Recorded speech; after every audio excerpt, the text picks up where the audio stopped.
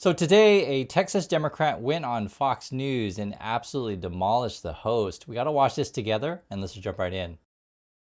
But when you're winning in Illinois, you're happy to play by these rules. Again, I've condemned all gerrymandering across the country. And in fact, when Democrats had a majority in Congress, they voted to ban gerrymandering in every state, red states and blue states. Do you know how many Republican members of Congress joined them in that effort? Which one? I'm sorry, which state did you just refer to? I'm asking, do you know how many Republicans joined Democrats in the U.S. Congress to ban gerrymandering? All the Democrats voted for it. 0 Republicans voted for it.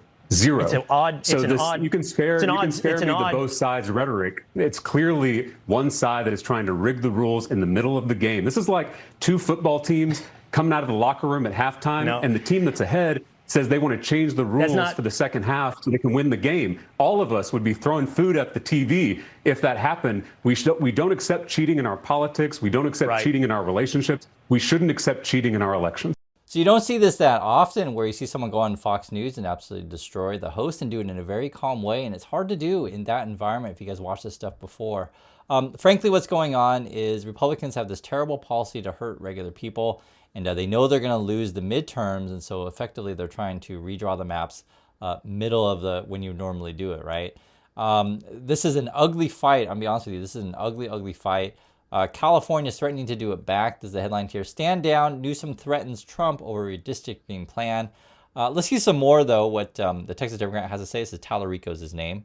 You've done the same thing as us, and we are going to, by the way, if you do it, we're going to ratchet it up even more, in the words of Gavin Newsom. My party has never gerrymandered in the middle of the decade at the request of the President of the United States, nor would we. The only way this is going to happen in blue states is if Texas executes this power grab. You mentioned Massachusetts. Do you know the party of the governor that signed that map into law? He was a Republican.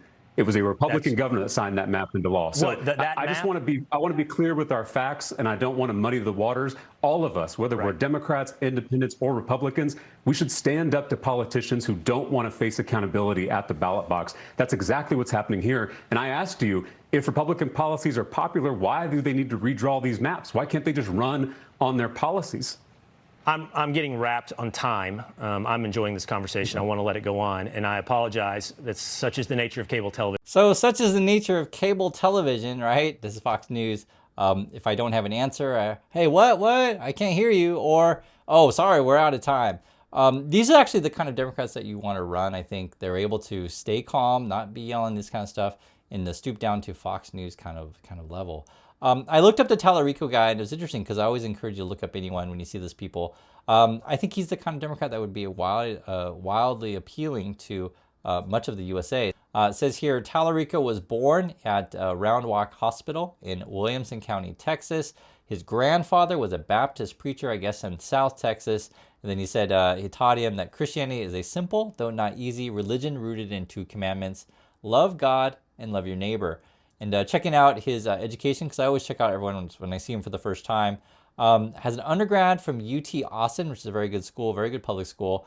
Then went to Harvard for master's in education, again, very good, of course.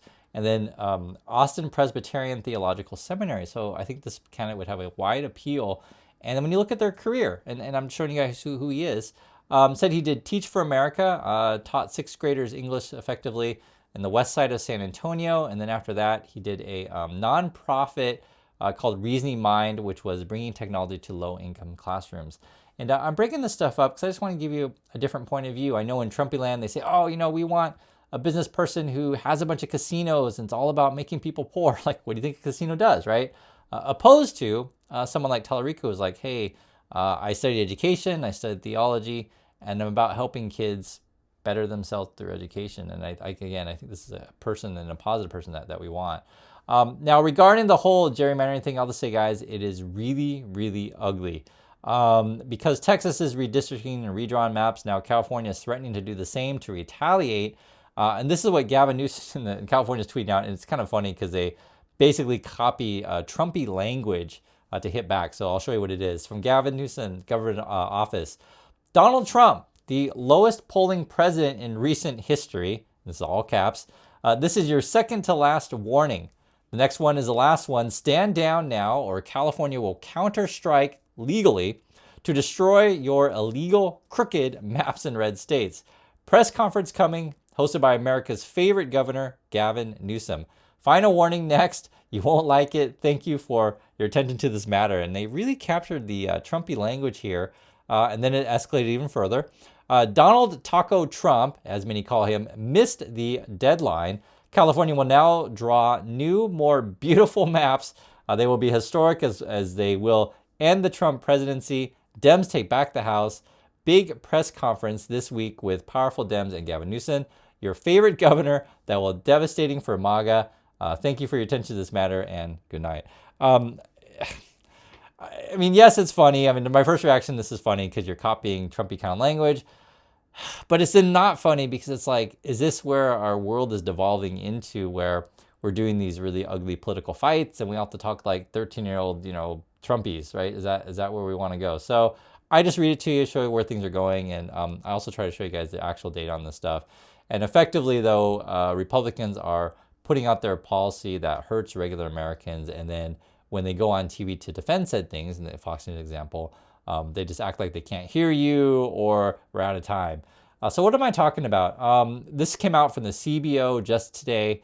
It's updated numbers on Trump's new tax plan and like how it's going to hurt the lowest income Americans. And frankly, it's sick. I just want to be frank on that.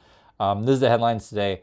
10 million Americans go uninsured due to Trump tax and spend. That's from the CBO, Congressional Budget Office. This is nonpartisan. You just need people out there to run the numbers. These are the tax plan. How's it going to affect people, right? So 10 million will go uninsured. Or this. Republicans' mega law helps earners with high and middle incomes, hurts the poorest. Again, from the CBO. Or this.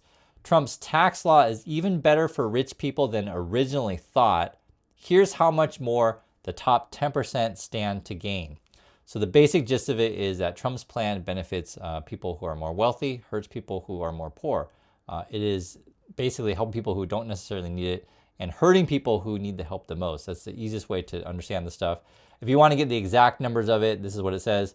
The top tier stands to gain around $13,600 each year over a decade. So that's the top 10%. And that's on average. So some may get more tax benefits than others. That's, again, top 10% of society.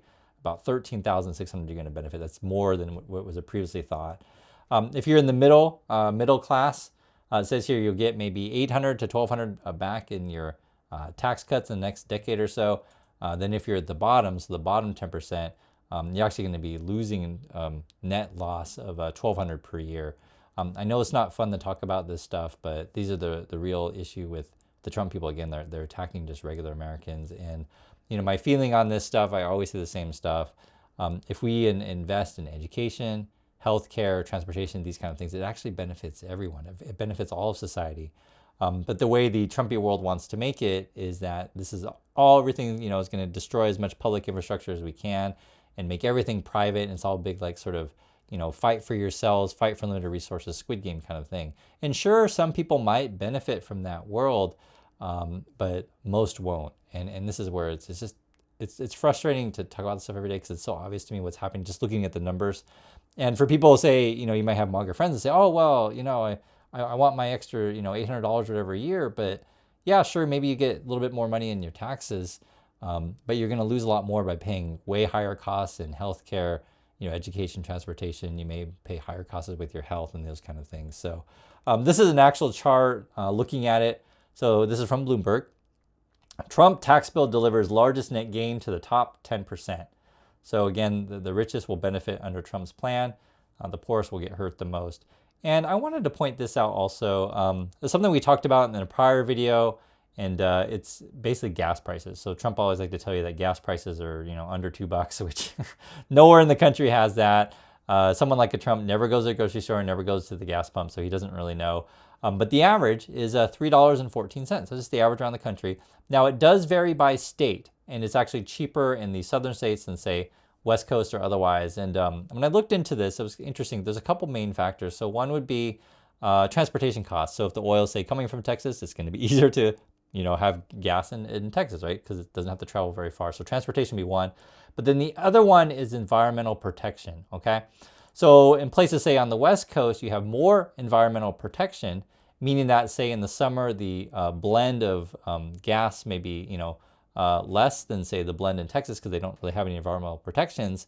You may pay more at the pump, sure, in the West Coast, but you're going to benefit from a better environment. Where, say, in the South, sort of where Trump wants to take everything. Hey guys, I'll give you better gas prices, but no environmental protection. So I hope you guys understand like why this is an important topic, and don't be fooled by just, hey, if Trump says, hey, I'm going to give you tax cuts and cheaper gas, but you're paying for it in other ways. So another example, if Trump's all about cutting your taxes and cutting government services, then what does that do to consumer protection? Or what does that do to the FDA to protect, your food and have healthy food? You guys see what I'm saying? Like there's things that you want the government to do to make everyone's life better. Like healthy food isn't just beneficial to some people, it's beneficial to everyone the same way healthy air and healthy water is. So I can't stress this stuff enough. There's more than just the gas pump or more than just tax breaks to talk about this stuff. But in the Trumpy world, and this is sort of what they're talking about these days, they're all about recruiting more people for his ICE goon gang. You're going to wear masks. You're going to go and deport as many people as you can. You're going to deny people their due process. Wow, great. Where can I sign up? And according to Fox News, they're saying 100,000 Americans are trying to sign up for said thing for ICE. Who knows? There's no way to verify this kind of stuff, but that's coming from them. And if you understand sort of the environment that Trump is, taking this all to, is again, you want to try to cut as much public service as you can, privatize everything. Everything's for profit. It's going to be one big casino. That's what Trump's, experience is in. And then I guess if since the market will be destroyed and the economy will be destroyed, I guess the only job there is to work for ICE. So I just wanted to show you guys a different point of view, and I like that Talarico went on Fox News and said things in a calm way, which I think is an intelligent way. I don't know how his Fox viewers view him, but I think he did great, and hopefully we can get more people like that to just tell the truth and just be out there looking for the regular person, be it through education, jobs, healthcare, etc. So that's my thoughts on this stuff. I'd like to hear yours, and I'll catch you all in the next video.